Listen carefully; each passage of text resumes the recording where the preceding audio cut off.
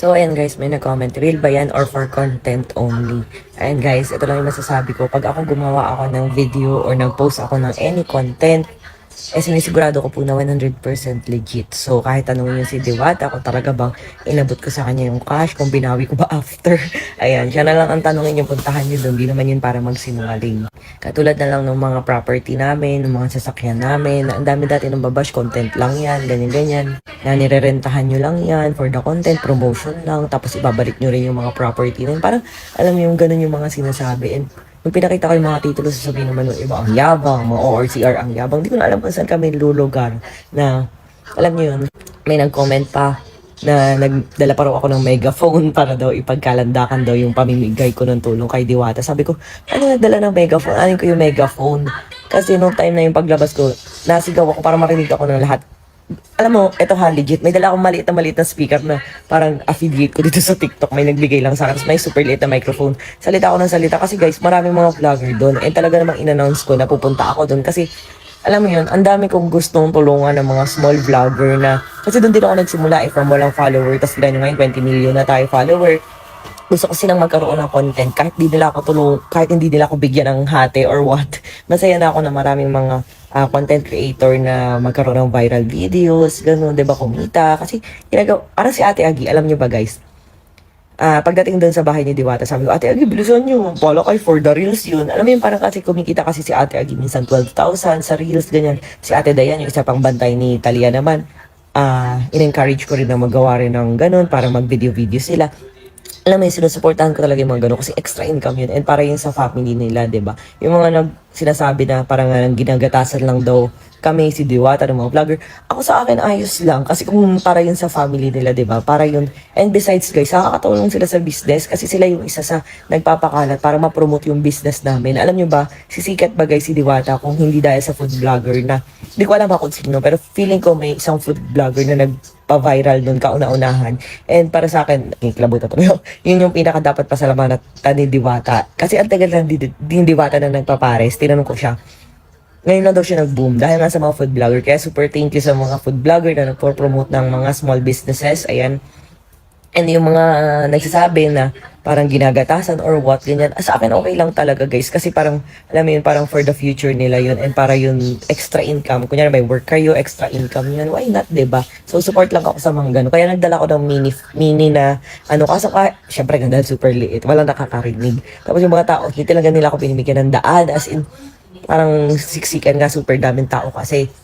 Kaya nga, nabutan ako ng megaphone nung parang guard ata doon ni Diwata or what. Basta parang hindi sa akin galing yung megaphone na yun. Ate ko yung megaphone sa bahay, di ba strip ko naman. At yung nagsasalita ko sa megaphone, di ko rin marinig yung sarili kong boses. Di ko rin marinig yung sarili kong boses doon sa megaphone. Kasi ganun pala yung megaphone. Kasi first time ko lang nakasalita sa ganun. Ayan, tapos, tinan yung itsura ko, mukha akong tanod, di ba? Magdala ko ng megaphone. Ayan, pero okay lang, kasi, alam mo, wala naman akong pakialam sa itsura ko, hindi nga ako nag-makeup noon, walang ayos, ganyan. Alam niyo naman, nakachinelas nga lang kami noon ng asawa ko, di ba? So, hindi kami nagpo-post ng content only. Hindi, may sipon pa ako. hindi kami, yung parang mag-flex ng hindi naman totoo. Kasi alam niyo yun, parang, maraming kasing ganun, kaya di ko masisisihin na maraming tao na nagdududa sa mga influencer or what. Kasi marami naman talaga gumagawa niya na nagpo-post ng content lang, tapos bawian din, parang mga ganun. Pero kami talaga guys, once na binigay namin, walang bawian. Hindi kami yung ganun na nagko-content lang ganyan. So, ayun. At ang masasabi ko lang sa mga tao na sa dami na natutulungan, bakit daw si Diwata pa, mas marami daw nangangailangan yung mga pulubi doon sa kalsada, mas nangangailangan. Si Diwata naman daw ay may business. Di ba pwedeng mamili ako ng tutulungan? Kasi alam mo yun guys, parang doon ako natuwa sa kanya eh. Kaya mas napili ko siyang bigyan. Pero nung araw na yun guys, merong homeless or taong grasa mismo na may daladalang aso, nakaangat pa yung aso niya, nahingi siya ng pera. Kasi namimigay ako ng pera that time. Nabigay kami sa mga rider ng 5,000, ganyan, 10,000, ganyan. And yung guys na yung homeless or taong grasa na yun, bot-bot yung aso niya. And napansin ko yung puppy na kawawa kasi nakaangat ganyan. And nakita ko si kuya, binigyan ko siya ng 10K. Yes, binigyan ko po siya ng 10K. At sa mga sasabi na mas marami nangangailangan kaysa kay Diwata, ba't si Diwata, ganyan. Dahil kaya ko raw binigyan, dahil sikat, dahil trending, or what. Guys, alam niyo ba? Tingnan niyo na lang yung pinost ko sa Blue App. Meron akong nag-donatean dati ng 500,000 halos na nasa hospital yung anak niya. Tapos hanggang sa nilibing ako pa rin nagpalibing, lahat. And hanggang ngayon, nagpapasalamat pa rin sa akin yung nabigay. Isang tao lang yun, hindi ko nga kakilala yun. Distributor siya, pero di ng Rosmar. Kaya ngayon, distributor ko na siya. Kasi nakita niya yung totoong Rosmar. Yes, ang daming, ayan, nag-post yun dati kasi, pero walang halos tumutulong. And yung anak niya kasi super, kailangan ng pera pagpagamot sa hospital. Kaya ako yung nagtulong and nasa 500,000 at kung maalala, ang tagal na kasi din mo.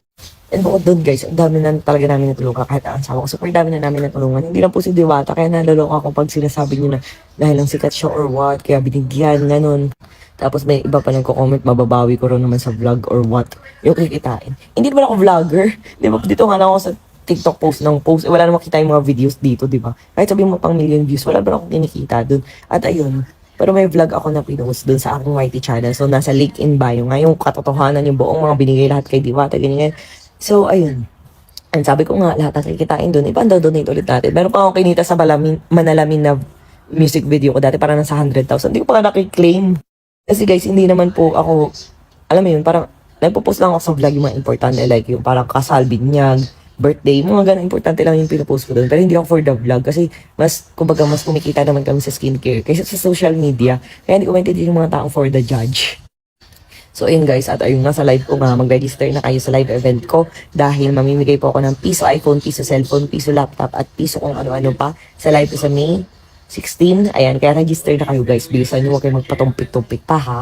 At marami kayong mabibili ng bagsak presyo ng Customers product. So, panoodin nyo na yung vlog ko, link in bio.